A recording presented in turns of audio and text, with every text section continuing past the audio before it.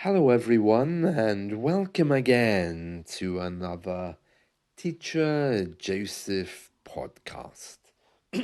Today, we're going to continue on our journey all about shadowing, and today we'll be focusing on intonation. I'll be giving you a little text to shadow with, and as you know, when you're shadowing, you shouldn't be using any kind of transcripts or printed material. So I'm not going to do a transcript with this podcast. Right, just to get us started though, I just want to read out a few emails I've had with Easter greetings. So thank you to all of you who've sent me Easter greetings. Here's the first one. This is from Maria in Poland. Thank you so much for your lovely podcasts that I hear every day. Happy Easter to you and your families. Oh, you mean family? I've only got one family, so to you and your family. Thank you, Maria. Yeah, very nice, very nice. Here's another one. This one is from Brazil. Dear Teacher Joseph, thank you so much for your daily podcasts. Happy Easter to you. I've recently taken up the hobby of skydiving. So currently I'm in hospital with 2 broken legs. I really hope to make a good recovery soon, and your podcasts are helping me pass the time in the hospital. Best wishes for Easter, Luigi. Luigi? Now that's an Italian name, but I know there's loads of Italian families living in Brazil. So best wishes, Luigi. Make a good recovery. Here's another one. Dear Teacher Joseph, my boyfriend and I haven't been getting along so well recently. He's British and I'm from Guatemala. Do you have any advice you can give me? And this woman is telling me a little bit about her boyfriend. He's very smart, but he has a bit of a bad temper sometimes, and I don't know what to do about that. Okay, who sent this? Sylvia. Well, Sylvia, I mean, if he has a bad temper, I would say get rid of him. Yeah, find someone who's going to treat you very well. Yeah, British people, we can be a little bit strange sometimes because we often think of other people as being maybe somehow not up to our standards. So if he's treating you badly, oh, get rid of him. Yeah, don't even waste time. I mean, how old are you? Oh, 26. No, no, you're young enough to be finding people who can treat you well. So I would say get rid of him and find yourself a nice Guatemalan boy. British people are very complicated, really, especially with emotion. So, oh no, no, get rid of him and replace him with a nice Latin person who's going to treat you well. Yes. Okay, here's another one. Dear Teacher Joseph, this Easter, I'll be in London studying architecture. My university from Germany is doing a program for the Easter holidays. We will be in London looking at buildings. Have a nice Easter. Thank you for everything. Wolfgang. Okay, yeah, well, nice. Enjoy your time looking at buildings. We have some lovely buildings in London. So, yeah, very nice, very nice. Enjoy your time there. Uh, Dear Teacher Joseph, this Easter I'm going to an Easter parade in New York. And I don't know whether I should wear a fancy costume or whether I should wear jeans and a t-shirt. What do you think? I have no idea. I don't know anything about Americans and Easter parades. But I'm sure if you turn up in jeans and a t-shirt, it'll be very acceptable. I don't think everyone will be wearing fancy dress, especially if you're only going to watch the parade if you're not participating. So I would say, yeah, just jeans and a t-shirt is always quite safe. Is that the Macy's parade? I know they do a big parade, don't they, for Easter? Americans do parades for everything. We don't have any parades here, so I don't know what that parade would be. But you can't go wrong wearing jeans and a t-shirt. I think that would be absolutely fine. Here's another one. Dear Teacher Joseph, I'm a student. I'm taking up photography and will begin my photography course next year.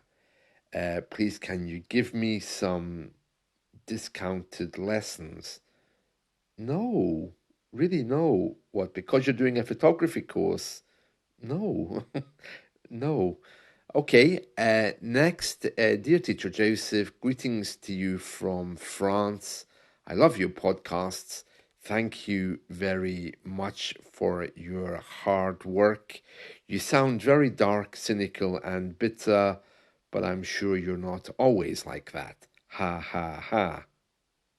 Okay, yep, thank you very much. Right, moving on. So, we're going to look at shadowing today, particularly intonation. All right, so I'm going to read a little bit of a book, and I just want you to forget about what I'm saying, but I just want you to hear my intonation. Okay, now the book that I'm reading is probably a very good book for you. It's The Hardy Boys. The Hardy Boys, and it's called The Robot's Revenge. It's a book written for teenagers, and it's from the 1990s. So you can probably find it on the internet somewhere. It would be perfect if you're learning English. So I want you just to try to repeat what I say, imitate my voice with imitation. Okay? So you're not just copying my voice, saying what I'm saying, you're trying to sound like me. Okay? So here we are. I'm just a little shaken up, he murmured as he waited for the walls to stop spinning. It's pretty cool to see double like this.